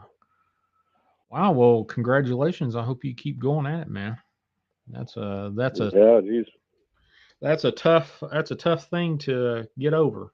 So yeah, I'm a father of 5, and boy, the whole family was ready to kick me out of the house. So God, I said, God help me, man. I don't want to lose my whole family over this damn drinking. So yeah, well, congratulations on your choice, and I hope you keep at it, man. I will. I love your show, and I always give you the like. Well, I appreciate Keep it up, man. Appreciate it. Well, that's what I do it for, is share these wild stories. So that is an honest answer, honest not honest answer, honest story. I believe that you did see these a couple of weeks ago, without a doubt. Mm-hmm. It's just, good Lord, it's just one of those things that I can recall being that drunk, and then all of a sudden, boom, you no longer had it. I remember, got to the point I was so into alcoholism that if I did not drink for a matter of like 4 or 5 hours, I started feeling the heebie-jeebies. Yeah. Hey, my uncle, when he was in Alaska, he said he had a 4-ounce rock glass. He was bartending in Alaska during the pipeline days. Yeah. He said he spilled 2 ounces before he could get it to his lips in the morning. Woo! My whole family's alcoholic. My great grandpa and my dad and me. It's like everybody. Oh my God! I almost think some of them people were my relatives, because that one looked kind of like me, or unless it wasn't. Holy cow! Yeah. Well, anyway. Well, I appreciate you calling in, brother, and God bless you. And I hope that you keep on going with the trend, man. Keep that stuff away from you. Hey, you got me hooked on Dark Waters, man. His voice is the best. Oh man, you can't beat Dark Waters. He is the best storyteller out there for sure, bar none. I haven't heard anybody that could even come close. Or it might be one or two that can come close, but he is by far the king of horror narration for sure. I'm gonna sign up for him, man. I want to get everything he's got, man. Yeah, go to iamdarkwaters.com. There is some stuff he told me about today, and I can't release what he's doing, but it's a hell of a thing coming. He's going to take a lot of stuff by storm. So just hold your taters, and as they say down here. I do like those ladies you were on with too. The Russian lady. Yeah. Whatever. Tina, I think, the other Tina Bice and Danielle Borzan. That Russian lady is fabulous. Both of them are great. And don't get me wrong. Actually, I got a care package from both of them today, so it's just one of those things. They are wonderful people. Very nice. Yeah, wonderful people. You guys are the best. Keep it up. I'll let someone else talk. I love you guys. All right. Well, I appreciate you. Love you too. See you, man. Yep. All right. There you go. Hey, Shell, what's up? Now have you ever heard? Well, I have seen a bunch of stuff like that. Detox. Your drug of choice, alcohol, pills, whatever you want to call it. I have seen that so many times. It's just ridiculous. And then I went through it myself. And now I have, without a doubt, I've got sympathy for those folks. So let's see. Oh, I got Donnie Cho here. Let me get this. Do that. Hey, give me a second. I forgot to put on my mic. All right.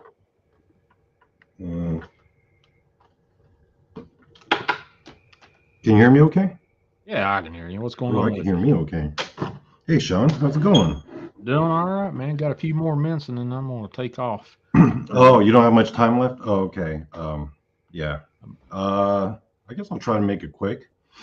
I have a weird Dark Night of the Soul story as well. I just Okay. heard the last caller tell his story, and I had another story of that same thing of someone going through detox. Not me, but I was in the room with him, and he's gonna whip my ass if he finds out I'm telling this story. So I'm not gonna mention his name.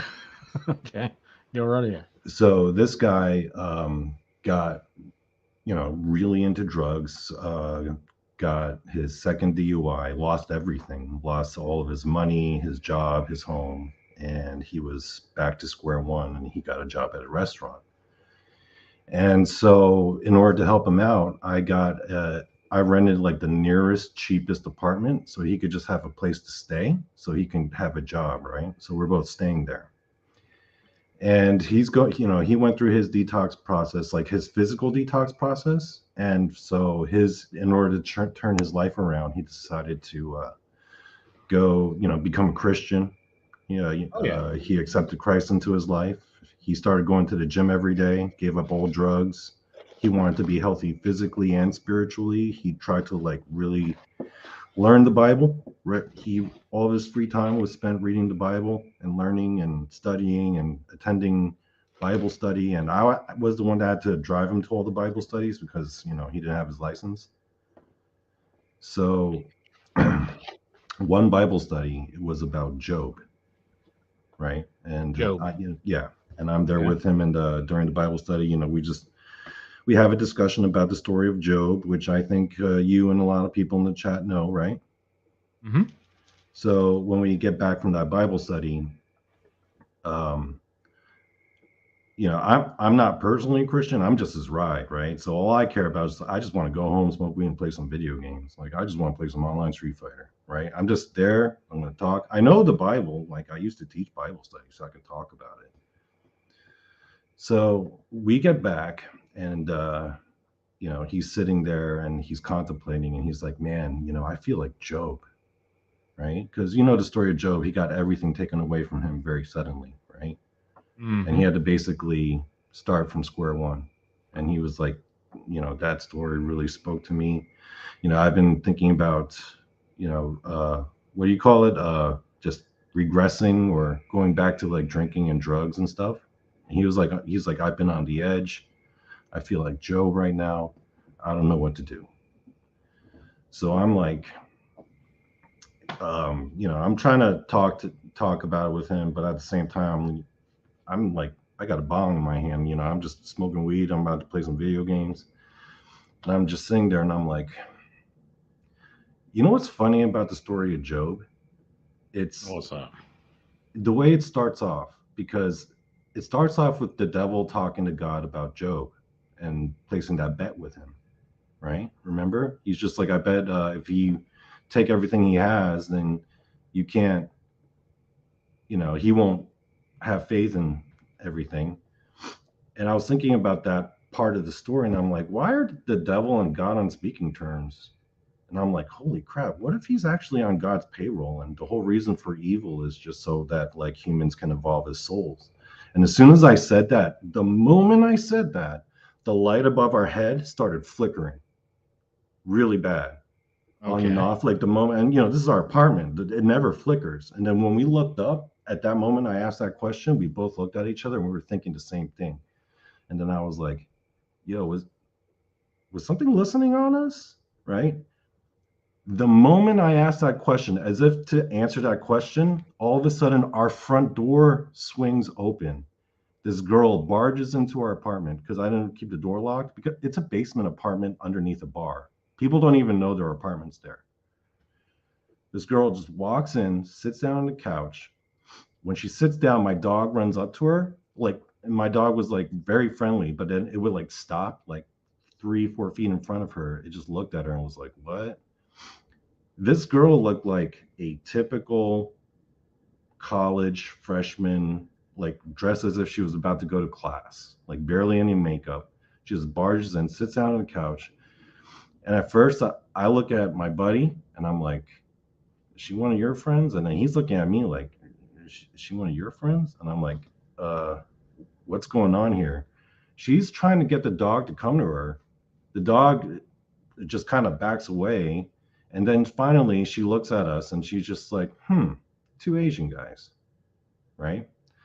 I'm formulating like theories. At first I thought it was like a drunk girl that wandered down into the bar, but the thing is like she looked completely composed, sober, posture. I was paying attention to her body language. Like she just looked like she was just normal. She just casually just walked in and sat down.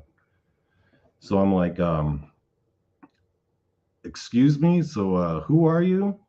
And then she just looks at us and she starts like unbuttoning her cardigan, and then she's just like, which one of you are first? And I'm like, excuse me? Are you bullshitting me or what? No, I'm like, excuse me? And then I look over at my friend. There are tears welling up in his eyes. His lips are quivering.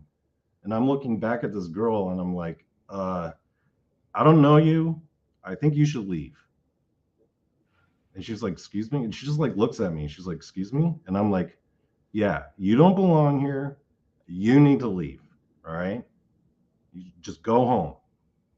So she just kind of like goes out the door. She just like looks at me and goes out the door. As soon as I close the door, I look to my buddy and I'm like, dude, are you okay? He like bursts into tears, and then he picks up like my beers, because I had like a case of beers for me, because you know I'm not trying to quit drinking, and he just starts chugging my beers, and I'm like, okay, you know, and he's like, I think that was, you know, he's thinking like that was the devil sending that girl to tempt her, and he's like crying. I'm like, dude, why are you crying? He's like, if you weren't here to kick her out, I would have done that. Like, come on, man, right? I mean, I'm just like, dude, there are so many reasons. Okay, so let's just, you know what? Let's go outside, have a cigarette, calm down. So we go outside for a cigarette, and he's just kind of like, we're talking about it. So outside was basically the dumpster area for the bar that was fenced in, and there was like this crawl space situation, but it wasn't really a crawl space because you could stand under it. The whole building was weird. And by the way, it was like 200-300-year-old building. As we're talking, that girl was standing there waiting for us. And then like when she comes out of the crawl space, she's basically just kind of looks at me like dead-eyed. And she just kind of walks forward like this. Like she wasn't trying to like, you know, when people are mad and they want to hit you, you know, was she like a zombified, like a? She looked like a zombie. She was just like walking forward at me like this. So like I grab her wrist, and then like she just kind of flips out, and then she starts, you know, trying to like kick at my legs and stuff. And I'm like, dude, are you gonna help? And my buddy's like in the corner, like just totally petrified. And all of a sudden, she just like, as if she just kind of snapped out of it. She just kind of looked at me, and I stand back and I'm like, you okay? Are we cool? I mean, are you in trouble? I actually offered to give her a ride home. I'm like, where do you need to go? My car's right there. Let me just take you home. No questions asked, right? And she just kind of like looks around all confused and just walks away. And then I'm like, what the hell was that to my buddy? My buddy's like just like in tears, just shaking, petrified. And I'm like, at this point, I'm just like, I just want to go back in, smoke my bong, play some Street Fighter. I don't need this shit right now. So did you ever witness this person around the bar or around? Never. Well, that area is very highly trafficked. Yeah. So there's like a lot of people, you know. It was like in the middle of like downtown Chapel Hill, North Carolina. I know where that is. Yeah. Yeah. It was like in the middle of a college town. So it didn't surprise me that she was so young, because, you know, there are college students everywhere. But it's a weird story, I know. And the timing of it was just, it's like, what the hell? It sounds ridiculous. Did she have once she wound up in your apartment, did she look like she was drugged up? You know, track No, marks, that was the thing like I was looking for. Like I started like paying real close attention to her body language, and she looked like she was like just casually strolled in, looked at my dog, looked at us, and she was just like, just kind of shrugged. And she was like, I guess 2 Asian guys. All right, well, man, I don't know. It's a weird story. It's just the timing of it. I can't say it's like, it's just weird, you know? And I was like, what Yeah, the absolutely. hell? That's a strange. You got the weird story of the day. That's for sure. Except for that guy that called in at first about the Book of the Dead in the basement. Yeah. Oh yeah, and also here's another quick little sidebar. My buddy was like one day, he was like walking around that building, right? And he walked further, like to the other side of the crawl space area, and he found a random door and he looked inside and he came back out. He was like, I think I just found like a sex dungeon or something. I'm like, what? It was like a small room with a dirty mattress and a bunch of rope. I was like, yikes. I should think we should move. Oh, there's all kinds of that little stuff like that around, shit, around where I used to live in Kingsport, Tennessee. There And the was a landlord bunch was of kind those. of a shifty dude, if you ask me. Yeah, Yeah. you never know. But yeah, that was a weird one, I know. Anyway, All right. I know your time's limited. Thank you. I So, appreciate you popping on. all right. Rothian, what was this about right here? I can tell you exactly what was going on there. So Oh what was yeah, I'd going like on to there? find out. I can't see the comments right now, or can I? Maybe Should I'm. be able to if you're in the thing. You should be able to see the Oh, here comments. they are. I'm sorry, Yeah, guys. sure can.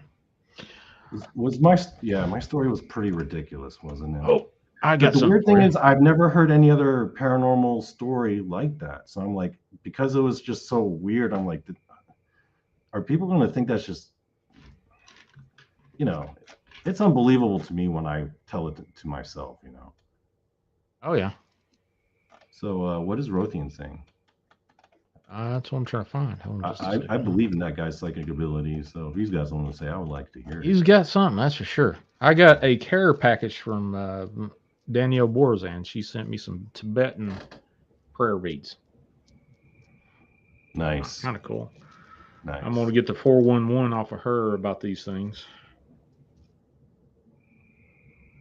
Let's see, and then I got to all kinds of stuff. That's a crazy thing. I got to let's see, Lord Spring Holy Water. I'll give you a little tip. They're very nice to have in your hands when you are meditating. Oh, really? Yeah.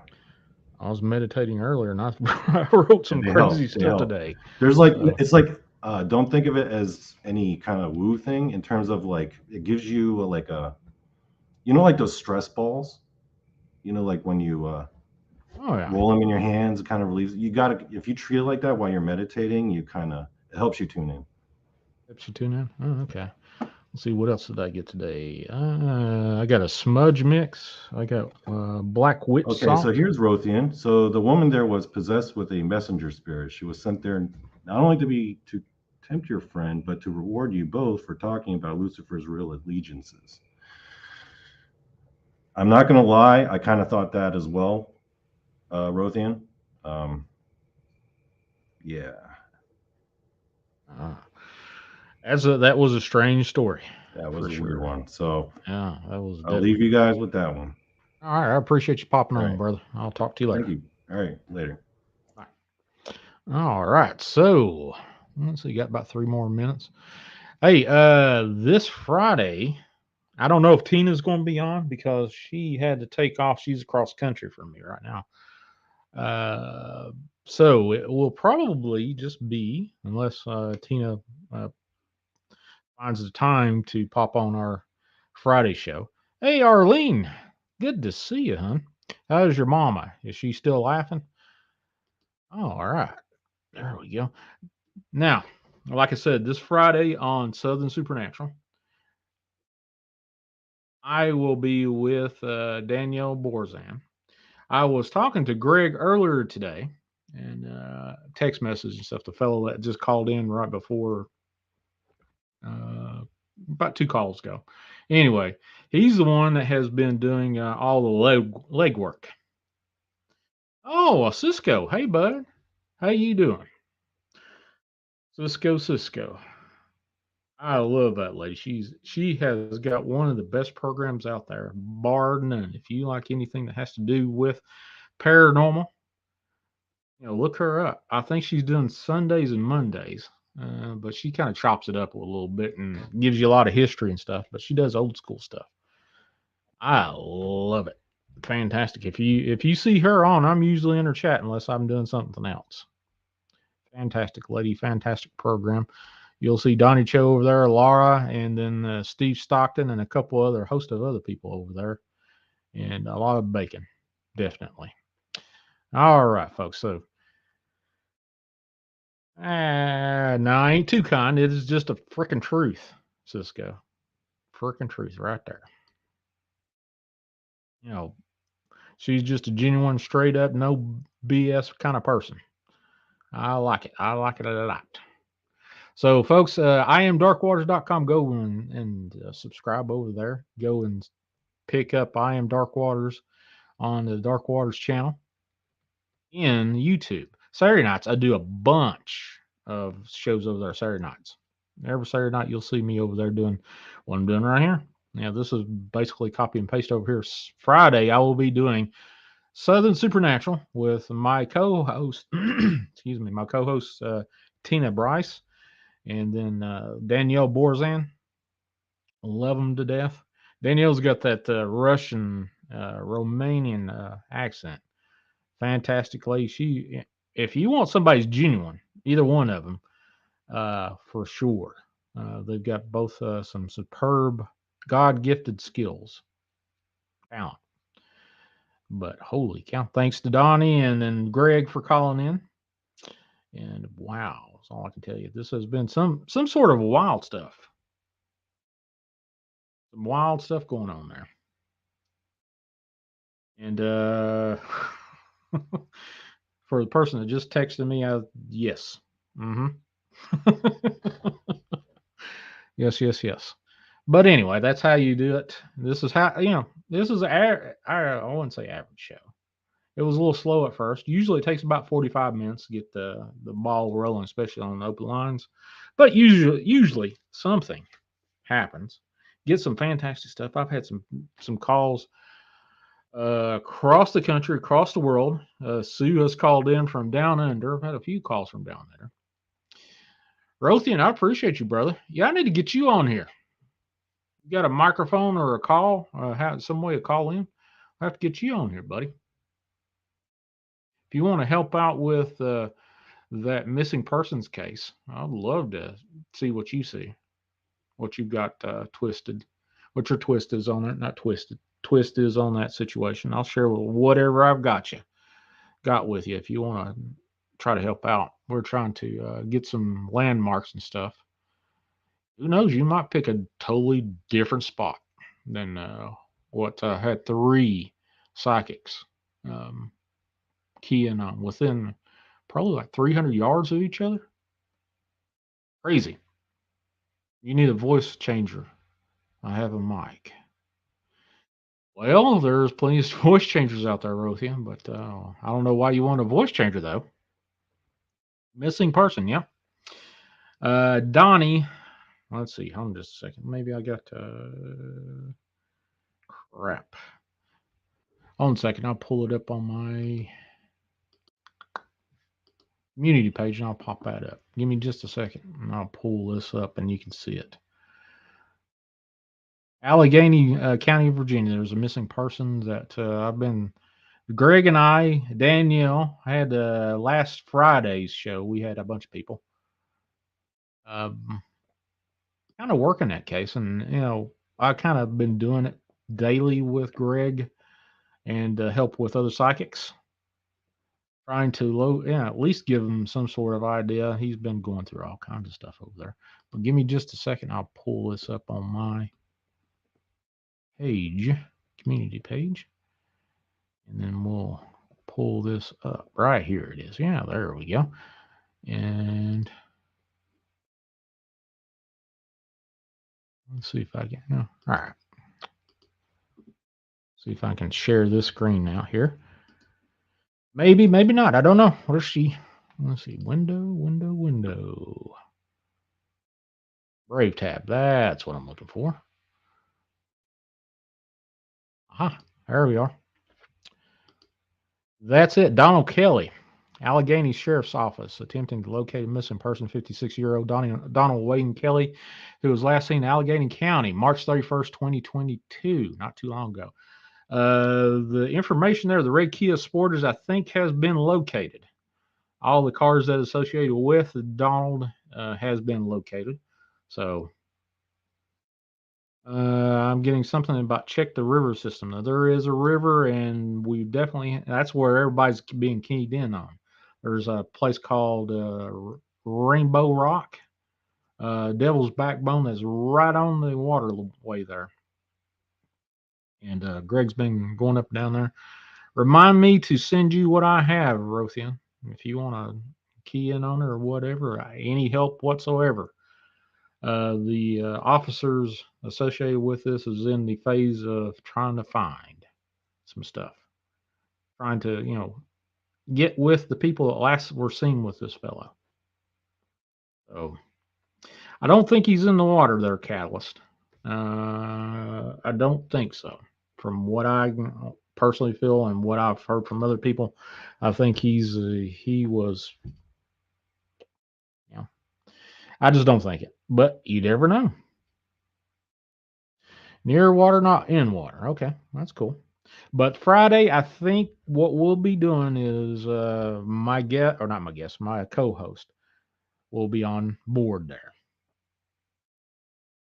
Yeah, I'll get the information. Most of what I've got, we piecemealed together between Greg and myself, and a lot of I had four other psychics working on this thing, and three of them got together, and they were right within 300, 400 yards of each other without even talking to each other. I was the kind of go between.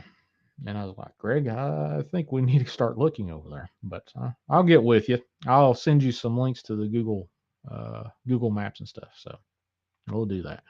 Yeah, but folks, if you got any information, this fellow's from Allegheny County, Virginia, last seen March 31st of this year. You seen this fellow? Don't know. Don't know. Some closure, at least I've had last Friday. Donald's sister was on, Melissa. Talked to her.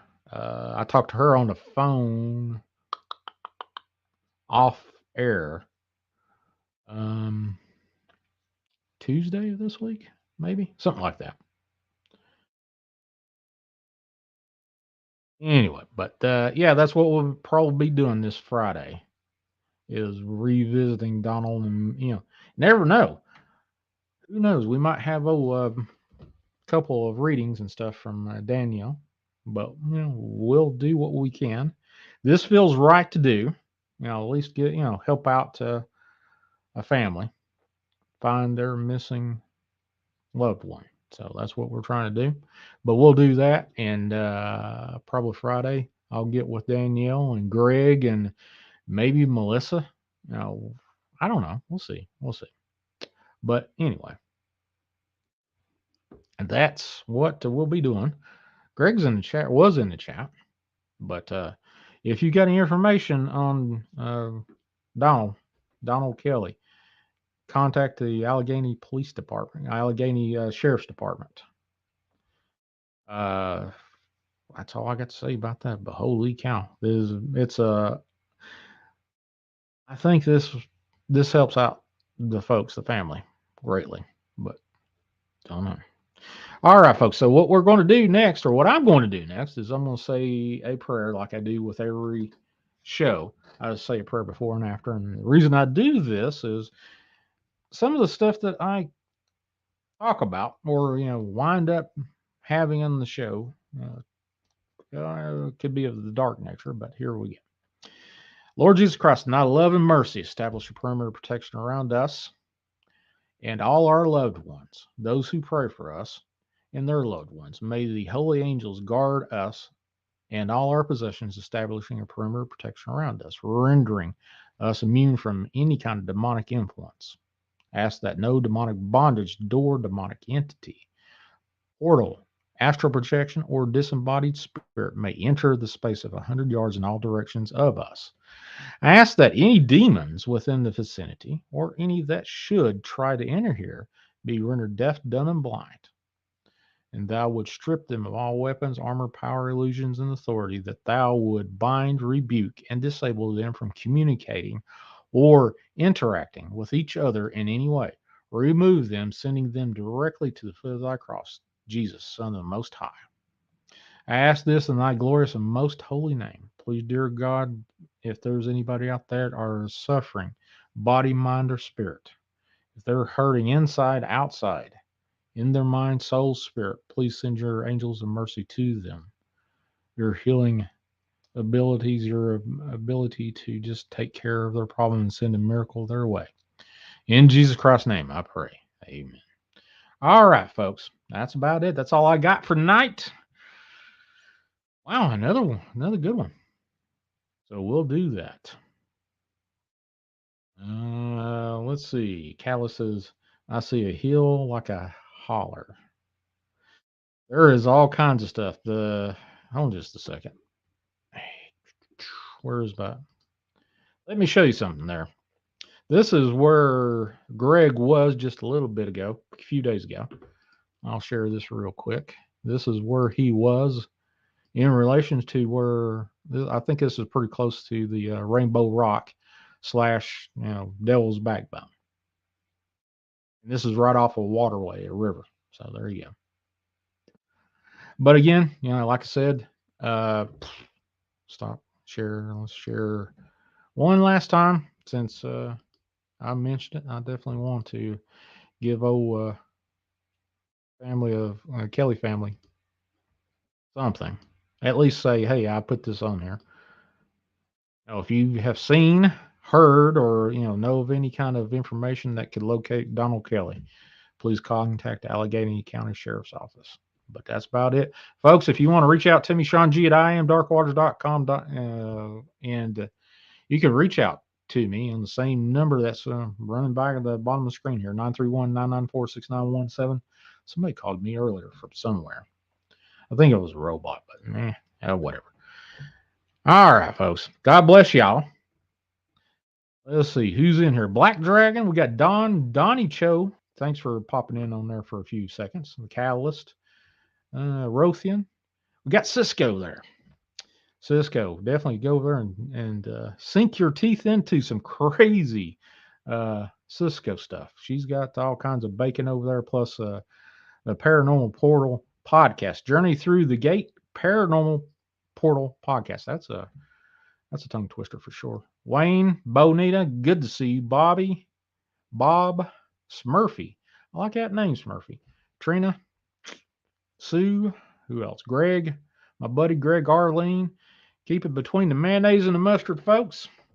Arlene, say hello to your mother for me and keep her laughing. And I'm out of here.